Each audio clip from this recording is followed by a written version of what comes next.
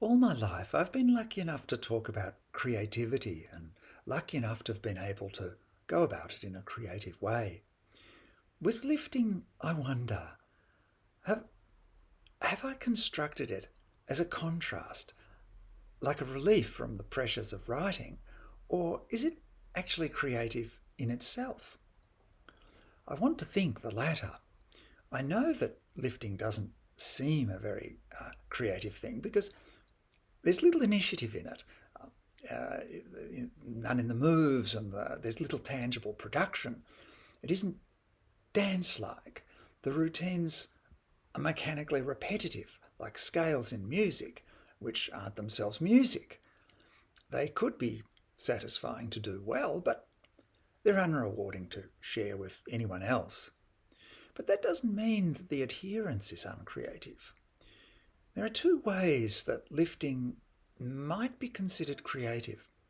One is that there are a lot of hindrances to lifting, and the best way to overcome the laziness and dread or tedium is to entertain certain fantasies, images of yourself that your wishful thinking generates. And even if they're illusions, you find ways to empower yourself by owning the archetype, which is an act of imagination, even if it's a bit fanciful.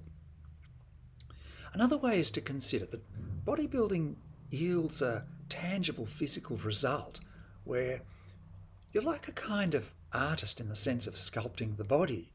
As I think Arnold Schwarzenegger said, the body builder is both sculptor and clay.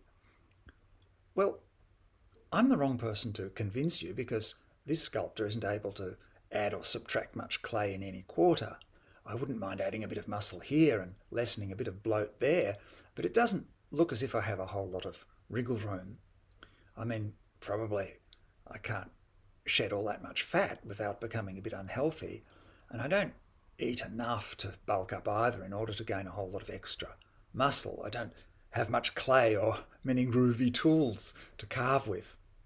Just the same, I've been in the happy position of being able to condition my body the way I want it, the body that I want. And a lot of other people can't have that creative relationship with their bodies.